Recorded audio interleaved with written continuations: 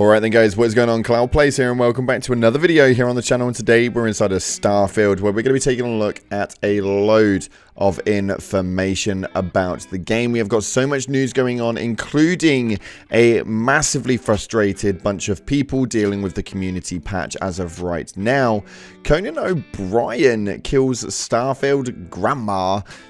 Baffling, I know. And also, Starfield player makes a cool discovery about the Mantis suit. We're going to be diving into a load of stuff in the game that makes no sense and some cool things for you guys to check out. If you haven't already, smash that beautiful blue thumbs up and subscribe with post notifications turned on. It'd be greatly appreciated. On top of that, check out our sponsor, Advanced GG, the #1 clinically proven energy supplement on the market. My favorite flavor, cherry vanilla, but you guys can catch an array of flavors via the link in the description. Make sure you use code CLOUD at checkout, and with that being said, we can get on with it. So starting off, Conan O'Brien kills Starfield's most innocent NPC in new Clueless Gamer clip. Now, it has been a while since I've seen Conan O'Brien do a Clueless Gamer segment, but now he's back to play Starfield, and Bethesda's new mega game that has held onto a hefty player base for months now after launch. Conan included, now, obviously. But what we're guessing is that this is probably a Xbox partnership, and the full segment, which isn't actually out yet, is said to be sponsored by Samsung, the 8K TV that he's been playing on throughout this clip.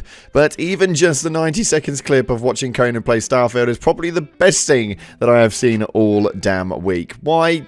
Because it's Conan versus Grandma.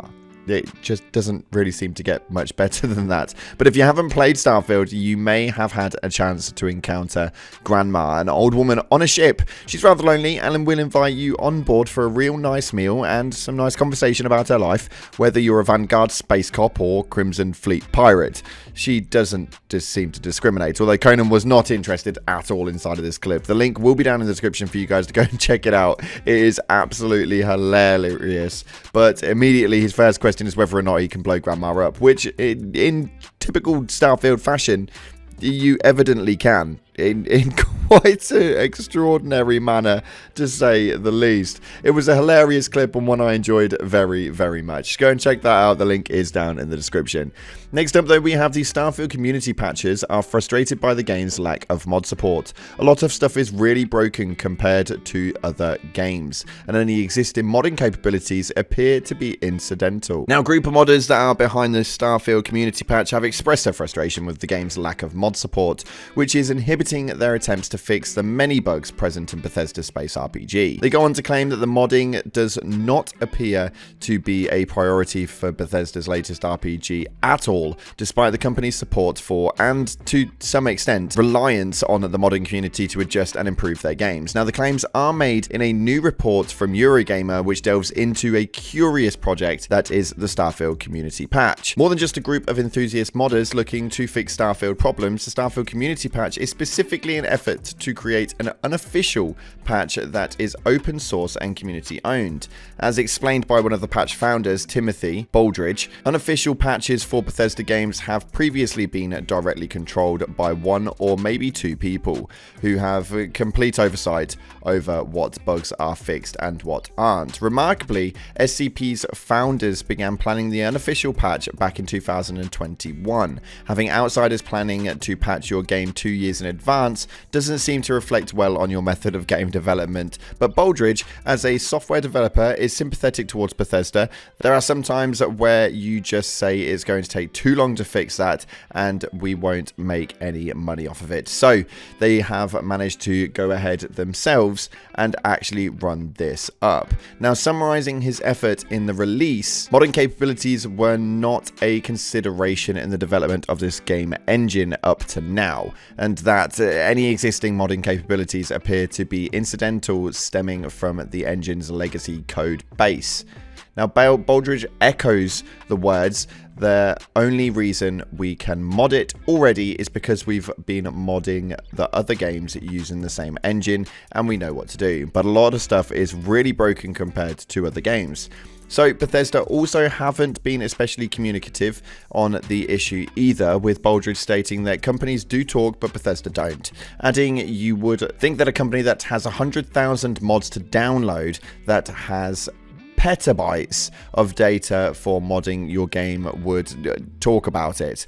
It is odd that a company whose games are famed for their mod functionality would make mod support such a low priority, but let's face it, that isn't the only thing odd about Starfield. As Chris discusses in the PCG's review, its whole approach to space exploration is underwhelming, and many of its basic systems like map and inventory just aren't up to standard. As for mod support, that's supposed to be coming early next year, but given what Starfield's unofficial patches have said, it's going to be very interesting to see what shape mod support is in when it does finally arrive. Now, this is something which is extremely frustrating for you PC players out there, because these modders just generally do it because they absolutely adore it, and they bring out a community patch that helps so many people inside of the community, more so than what the actual companies and dev teams behind the game generally do. Like they stated, sometimes it's worth more hassle than it's actually worth to do, and it won't make them any extra money from doing so. So they just don't bloody do it.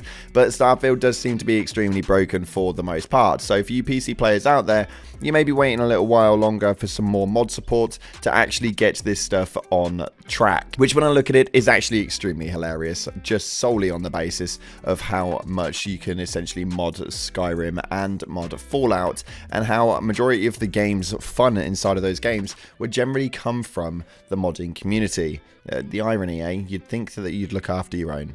Anyway, next up, Starfield player makes a cool discovery about the Mantis suit. A Starfield player makes a awesome discovery, one of the more popular suits available in the open world RPG. Now, Starfield is very similar to Bethesda's previous games, and so boasts many of the features that fans have come to expect. This includes the ability to switch between a first-person and third-person perspective. Now, like Elder Scrolls and Fallout before it, Starfield gives players the freedom to choose if they want to play it in first-person or third-person.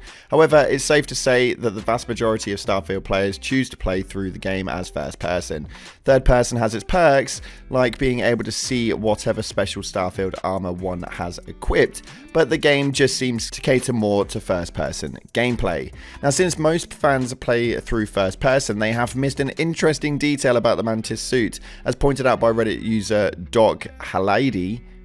Definitely butchered his name, my apologies, but the Mantis suit's light is actually from the helmet's glass visor.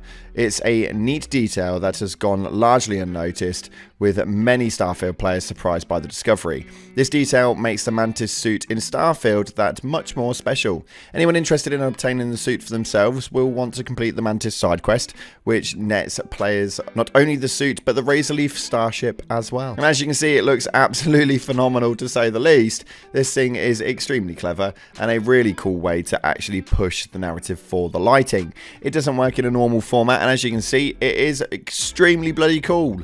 I am a massive fan of neon lights, and I feel like they should bring some more into the game. That's just my opinion. Apparently nearly 3,000 people agree with you. Let me know via the comment section if you've got this, if you noticed, and what else they should do with neon lighting and light abyss inside of this game. And this one made me chuckle to say the least. But this post right here from Skynex65 with nearly 5,000 upvotes on it says, cannot for the life of me figure out how the game's environment spacesuits system in this game is meant to work. I'm on a frozen planet, it's -20, and I'm wearing a spacesuit, helmet, and pack that all give me thermal protection. Still suffering quite greatly, which begs the question what the effing point of the thermal protection is. And then he comes across this dude right here. Yep, he's in a blouse and pants. Yeah, did in the middle of nowhere, just bloody vibing. Make that one make sense. This is a hilarious post of which 5,000 people did agree with him, and I think it's safe to say that actually the environments inside of these bloody planets make absolutely no sense at all, with the NPCs and you entailed. Baffling, really. Now, if you haven't already, smash that beautiful blue thumbs up. That is unfortunately all we've got time for today. Thank you so much again for watching, guys. I appreciate all of your faces. Like, subscribe, and as always, until the next time, I'll see you in the clouds.